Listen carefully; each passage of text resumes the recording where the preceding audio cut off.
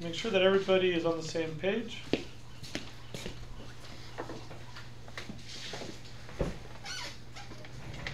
I've started with, I'm trying to get all the bubbles out.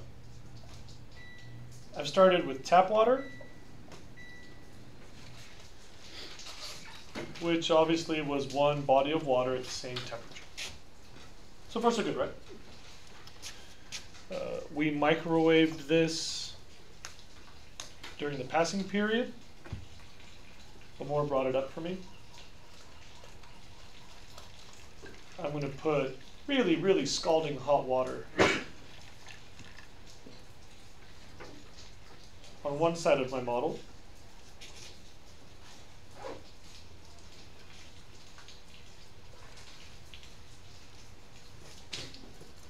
I'm going to put an ice bath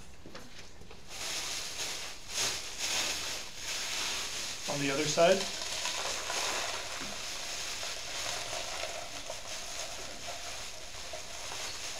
I can't do anything right. Okay, there we go. Georgia beat. This is. I got it. I'm really shocked that worked. Nice one. And now, so that we can keep track of which water is which, I'm going to add a little bit of food dye. Plain old, nothing fancy food dye. Blue over there. Whoa! There's like a ring of food dye dropping.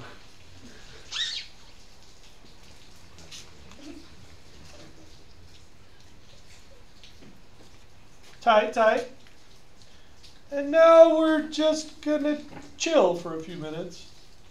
We're gonna do a little review of our previous study goals to make sure we're all on the same page, and we'll come right back to this. This will just take almost no time to get interesting. Quick little review. Oh, the bees are going nuts. I need laborers to come help me at my house Wednesday 4 to 5-ish and Thursday 1 until who knows when. Text me with your name and availability for those times. If you have your own transportation to the Mesa, it's just grunt work for minimum wage, but Wait, what? fun manual labor. You're paying us? Did I not tell you this yesterday? No, You did. Yeah, he did. Yeah. Oh, I was listening. What did you say?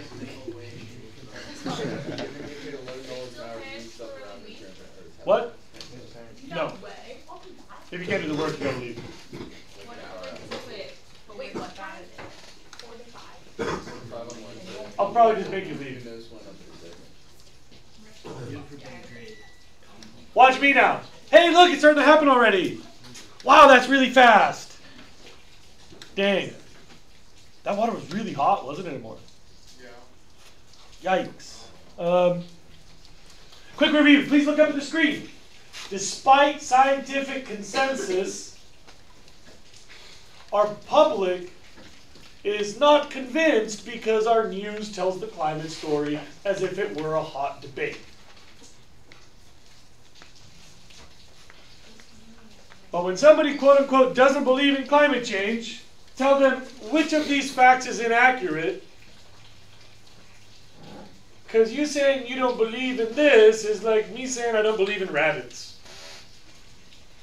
It's observable, it's got the names and the descriptions and the scientific consensus, and it's really just not something worth arguing about. How can we make this a system of belief? And despite the fact that predicting the future is difficult, we have gotten way better at it. Our climate models have a lot more variables, much more complex algorithms, with much finer granularity across our world's map. We've also calibrated them against the past, so we know that our climate models are really, really smart. All climate models show short-term heating and long-term hella heating. From the best case scenario, which is heating, to the worst case scenario, which is just more heating.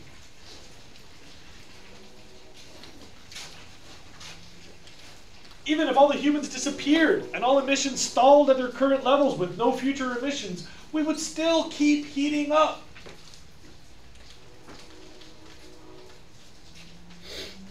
The orange line at the bottom is no new emissions, and it still shows heating.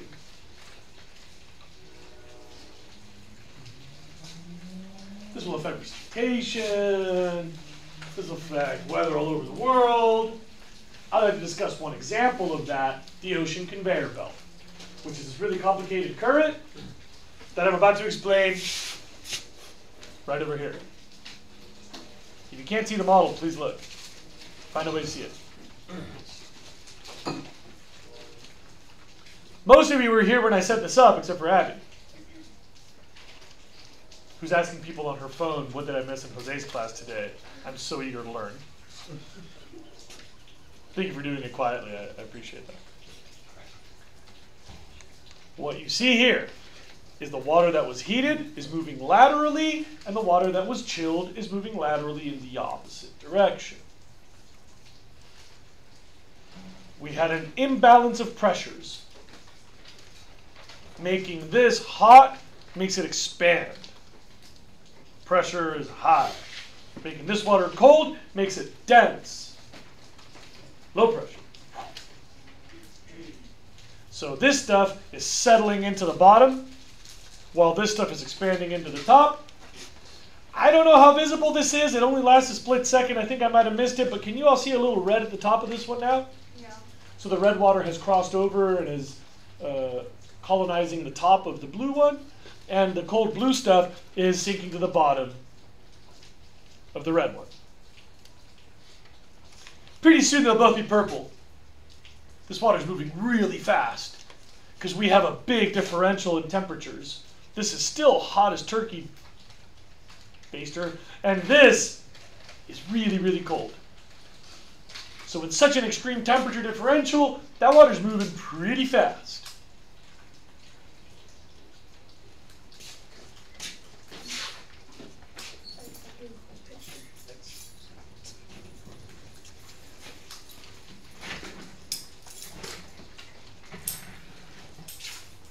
Now, you're going to need a lot of notes.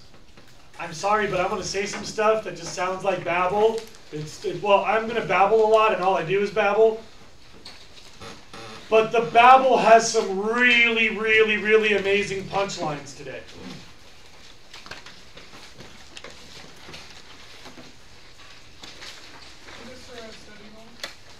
This is for study number 25. Why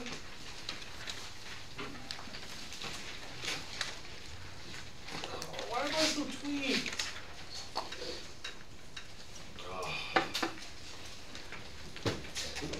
Hello.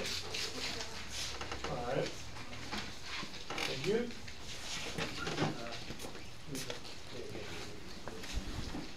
You little fella.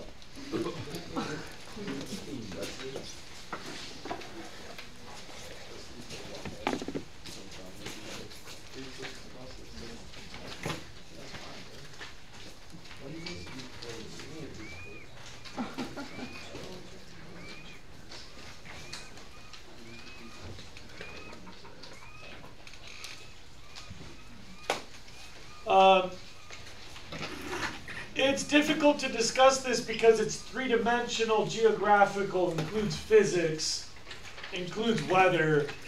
So for me, this is perfectly straightforward, and I'm not trying to be a jerk, but for a lot of my students, I just lose them somewhere. Maybe in the geography, maybe in the long explanations, maybe in the physics, maybe in the weather. So I gotta warn you that of all the stuff that you learn in this class, this is one of the more complex. It's totally doable, and you gotta know it, and it has fascinating implications. It really is a very interesting thing about our planet. But it takes a little while, and you'll have to write a bunch of notes. First of all, I'd like everyone to notice where the water is moving. I have two diagrams of the same principle. There are two parts to the current. Write down a warm, shallow current.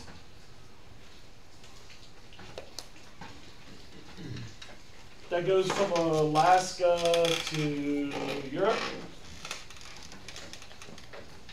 from the North Pacific to the North Atlantic. It's a warm, shallow current.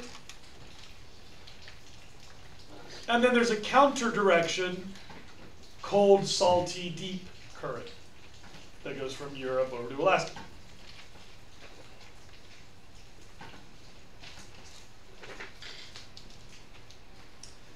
If it helps you, I can leave this picture up, which is a little more three-dimensional but harder to see the map. Or I can leave this picture up that has a very clear map but is a little bit more two-dimensional. I'm going to give everybody a choice while I lecture. Raise your hand for which one you like better. You like this one better? You like this one better? That is pretty much exactly 50-50. Nope, this one, okay.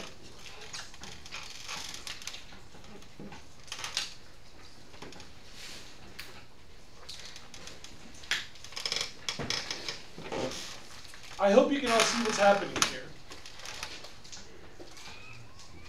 Water travels across the surface. It's being heated by sunlight. From the west coast of the United States, across the equator to Indonesia, into the Indian Ocean, south around the Cape of, what is that? Cape Horn? Anybody want to correct us on that? Around the Cape of, we don't even know because everything about Africa is a big mystery because we're Americans. And then into the Pacific Ocean, where that hot water is, next bit of notes, driven by wind across the Atlantic, which makes it cold and salty and makes it sink. I'll break that down, of course.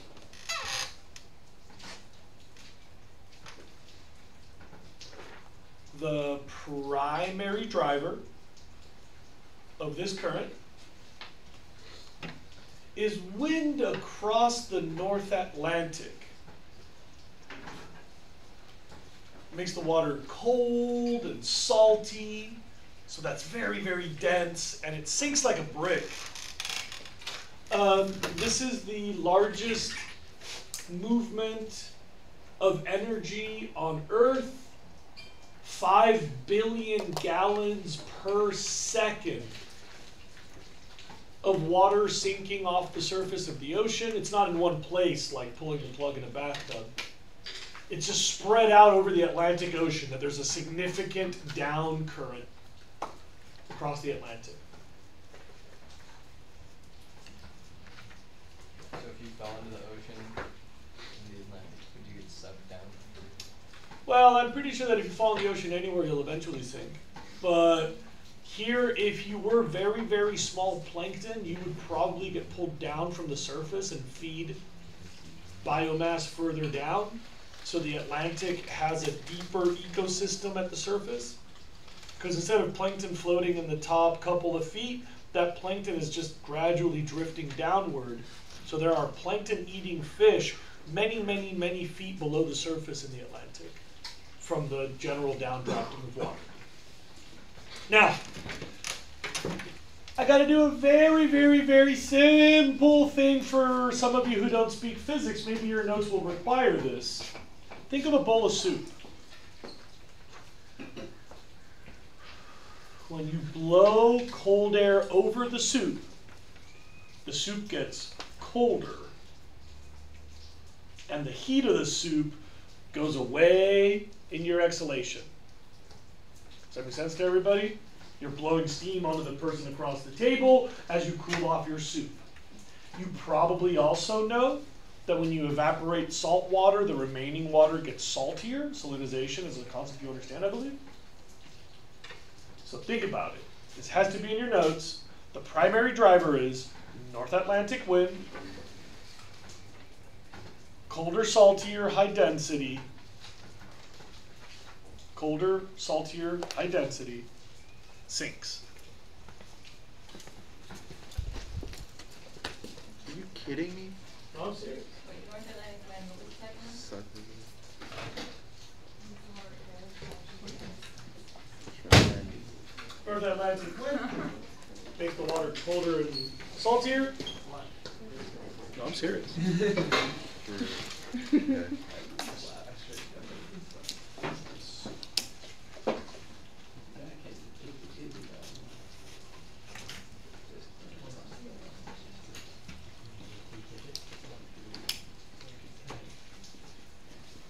Now,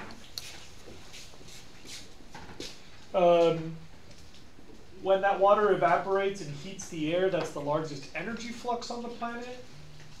It's the biggest movement of energy. It's the biggest movement of water. This is the world's most voluminous current. It's a pretty big deal.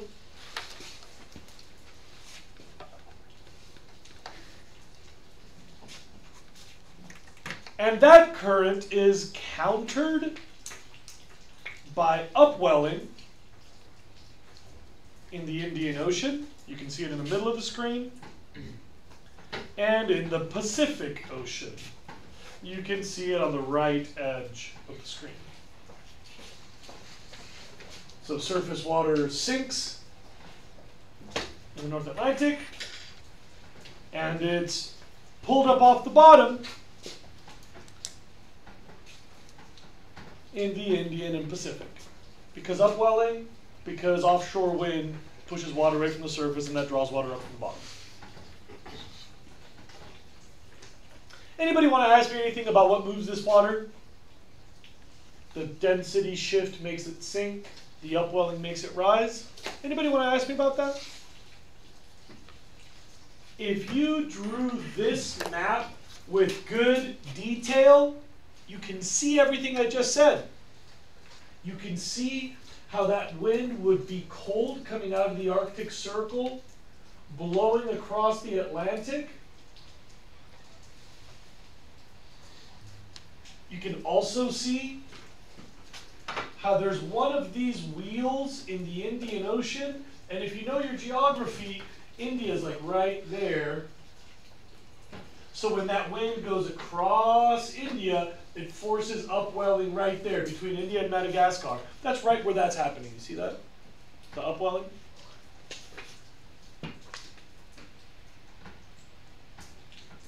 And you might understand also from this drawing that our jet stream has these things going across the North Pacific as well.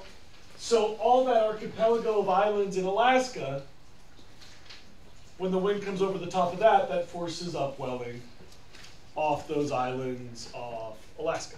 What are those called? Pollution. Thanks.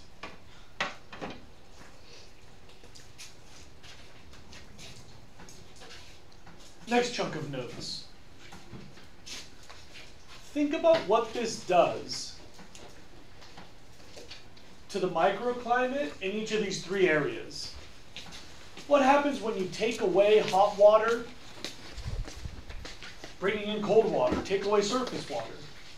In Alaska, what happens when you bring up cold water and take away the surface water in the Indian?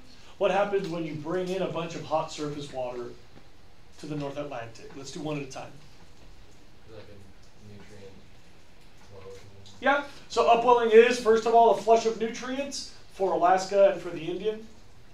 Because upwelling, stuff from the bottom holds more nutrients because it's cold water. What happens to air temperature when you bring in a bunch of cold water? Air temperature goes down. So normally, when this current is working, write it in your notes, the North Pacific has an air conditioner.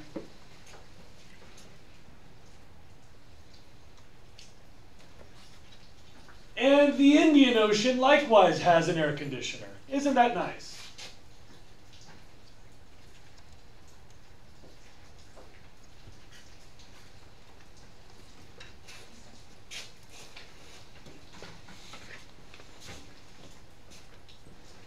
We get a resulting cooling effect with upwelling for the fisheries and air conditioning for the atmosphere in the North Pacific and in the Indian Ocean. And what do you think might be happening to the air temperature of Europe when you bring in tropical surface water? That's right, this is like a heater for Europe. How many of you have traveled anywhere in Northern Europe? Ireland, Scotland, Britain, Norway, Denmark, any Scandinavian places. Please look up, compare the latitudes. London has roughly the same temperature range as Baltimore, Maryland. I think down over there somewhere. How could this latitude share climate with that latitude? If you think about it, Britain is pretty much even latitude with like Newfoundland. I know these are kind of far places and most of us don't have a lot of experience of that, but I've heard Newfoundland is really cold. Like permafrost, like snow on the ground 8-9 months of the year. Like people wear like fur coats with like fur hoods and like bear pelts and stuff. And that's the same latitude as London? Like the last time I went to London, it was unbearably hot. And it wasn't even the middle of summer yet. It was like just starting to get into summer.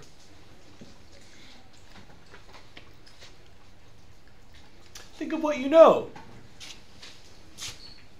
Ireland, Scotland, England. Even when it's winter, that's just a lot of rain.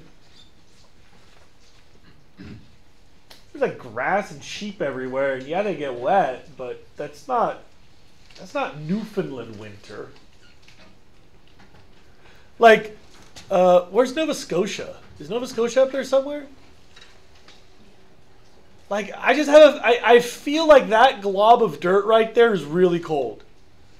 Like, that's got to be really burly. Like, look at that. Britain is the same latitude as those Aleutian Islands, for God's sake. Like, anybody know what that stuff is over there? Siberia. Yeah, that's cold, isn't it? Siberia and Mongolia and stuff. I'm not really good at the map. I just feel like something weird's going on. Because when I think of England, I think of like nicer weather. And I know why. Because they've got a heater. They get all of the hot water from the Indian Ocean, then all the hot water from the Pacific Ocean, and they've got this Arctic wind that blows across the top to bring all of the soup steam into Europe. Watch this. If she's really cold and I've got a really big bowl of soup, I could probably warm her up by blowing across my soup, right?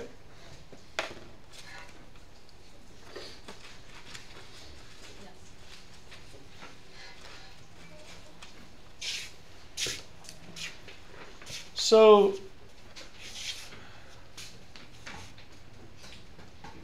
because we're taking away heat from some places and moving that heat to other places, the ocean conveyor belt is responsible for 3 unique microclimates.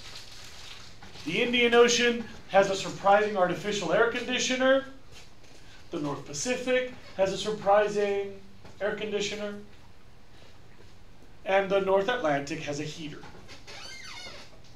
Ask me anything you want, because we're about to do some climate change to this. Ask me anything you want. Yeah? What sets the wind direction? Is it the Basically this. rotation? Primarily this. Well, but like, is it Earth rotation that makes it go in that area, like easterly? Mostly, yes. Anybody else? So it's those on the spinning planet. How much a difference between the two waters? I'm sure it's very significant. So upwelling water is perceptibly, like if you hop in, you can tell. Like there's a bunch of upwelling in the Galapagos. It's really famous for having really, really strong upwelling. And you know the Galapagos are right on the equator, right? My homie was a scuba guide there. He had a 7 mil wetsuit on the equator. when I went diving in Namotu, in Fiji, which is pretty, not actually that close to the equator, I was just trunking it. Like scuba dive, maybe you wear like a 3 mil shorty.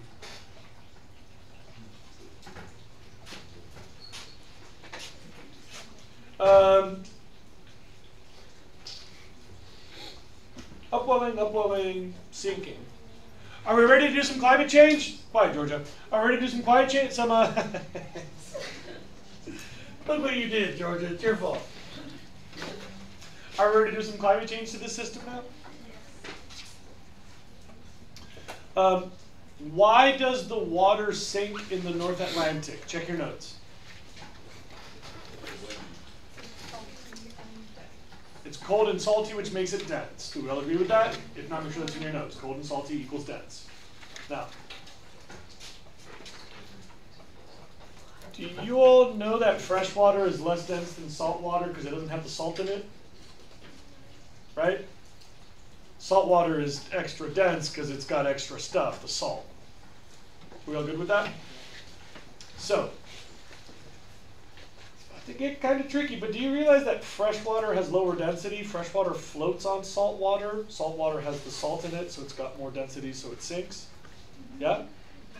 So if I could add fresh water to the North Atlantic, it would stop sinking. Right? Fresh water would make it less dense. Now it would float.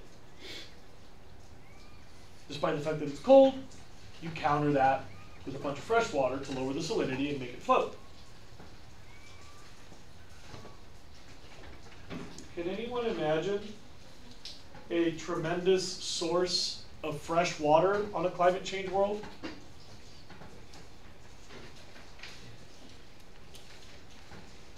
In the North Atlantic?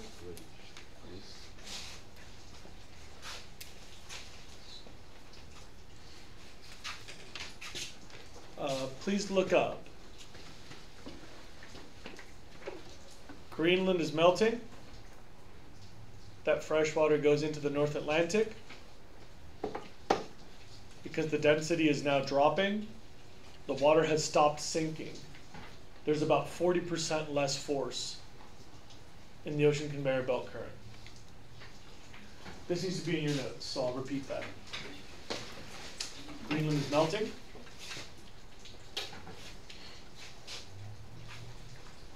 Which adds fresh water to the North Atlantic. Less dense. Less sink.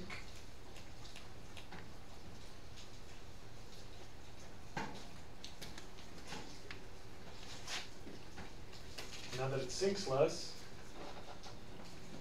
40% power drop. 40% power drop. Yeah, there's 40% less power in this current. We've taken away about 40% of that heat transfer. We've turned down the air conditioning 4 notches.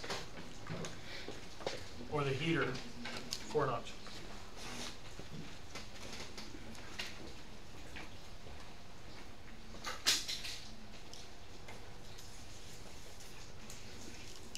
How many of you wrote down that list of what happens in the North Pacific, Indian, and North Atlantic? Who wrote those down? Okay, so now, what would happen to each of those areas if we turned down the current? What about the North Pacific first? Let's do Alaska first.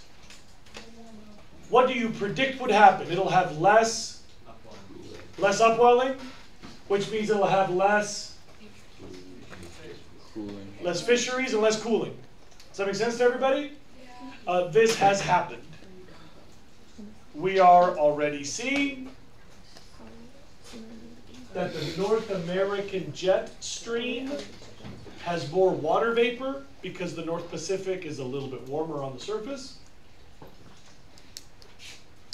This is already measured and visible in rainfall patterns across the United States. Perhaps you've heard that we've had unusually severe flooding in the middle of the United States, extreme rains, extreme snows. Our jet stream has a higher moisture content because there's a little bit more steam being made over here. We're not air conditioning as much. So this is a little bit steamier with more rain in there. How many of you have a personal connection or have noticed the weather changes, that we've had a couple of pretty severe winters in the middle of the United States? This is the reason. What would you expect to happen in the Indian Ocean? Less sinking. Or more Less sinking. upwelling? Yeah, same. Less upwelling, so less air conditioning. That's right. And so in the Indian Ocean, without the air conditioning, you'd expect that ocean to be a little hotter, right? Because you've turned off the AC. So it's going to get pretty steamy and gnarly over there. Maybe some of you have heard that Bangladesh and India have had the most severe monsoons in the last few years. Because when the monsoon season brings in their annual big hit of rain, it now has extra water vapor in it, and this has been happening. Bangladesh just had the deadliest monsoon season 3 years ago. The second deadliest was 5 years ago. If I'm not mistaken, all the recent ones have all been high in the books for harm done by flooding because they're getting hell of rain in their monsoons.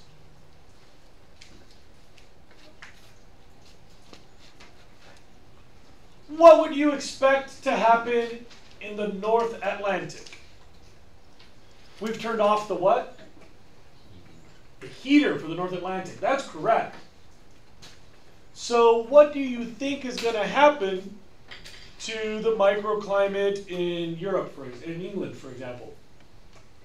We turned off the heater, so it's going to get colder. I don't know if you know, but Ireland just had a freak snowstorm last week.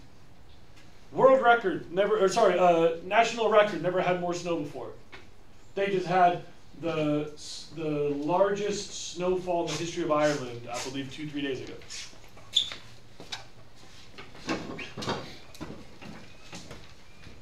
What do you think happens to the content of water vapor when it cools off up there? You're going to get more rain when it's cooled off, less or water vapor. You're going to get less or more. Less.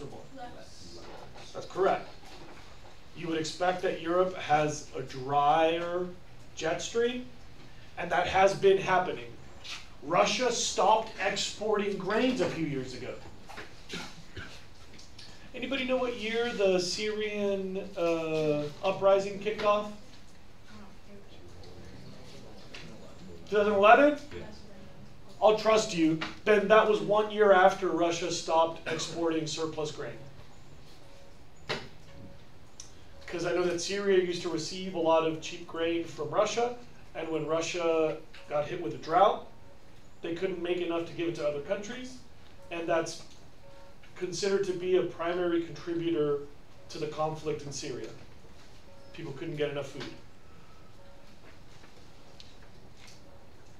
Russia went from being the world's largest grain exporter to number 2 to number 3 to number 4 to number 5 to number 6 throughout the early 2000s. And then they stopped exporting entirely the year before the Syrian uprising, which was, I believe, the year before the Sudan Civil War. Another recipient of Russia's food aid.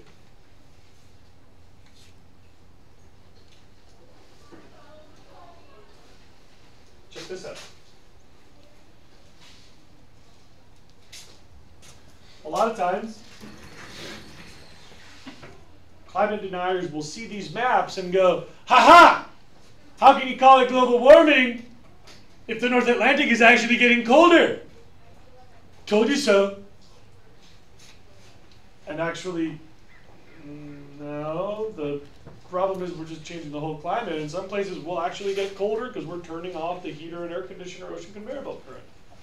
That explains why you get that cold spot in the North Atlantic.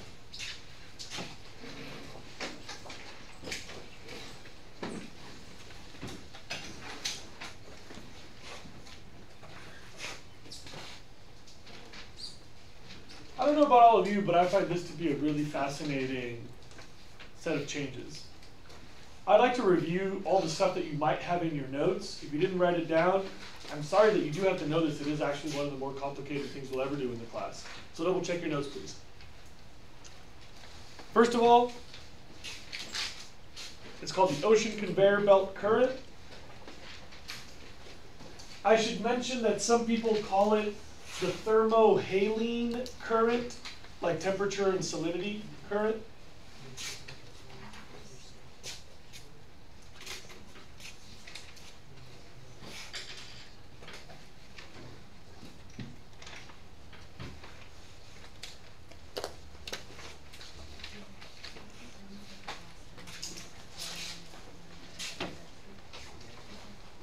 You've got a shallow, warm current moving one way, and a deep, salty, cold current moving the other way.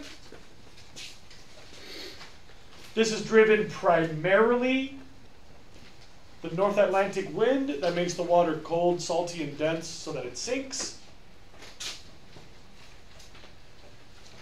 And it is countered secondarily by areas of upwelling in the Indian and Alaskan coastlines. In the North Pacific, you get an air conditioner. You bring in cold water to take away heat. In the Indian Ocean, you have air conditioning, bring up cold water to take away heat. All that hot surface water is moving away from those areas to warm up as a heater the North Atlantic. That's the normal current. Greenland is melting. Freshwater is lowering the density of the North Atlantic.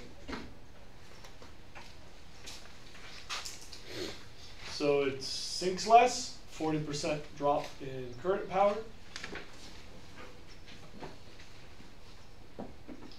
Means we're getting a wetter atmosphere with a higher temperature than the North Pacific and in the Indian Oceans, and a colder atmosphere with less water vapor in the North Atlantic off Europe. All of the things you would predict in local weather there have already been seen.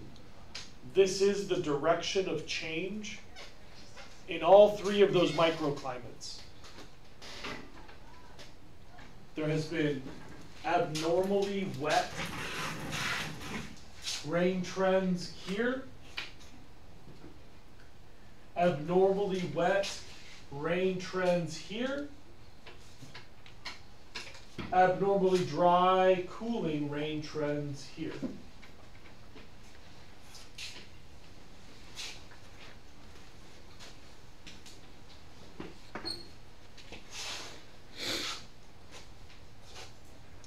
I'd like to stop there.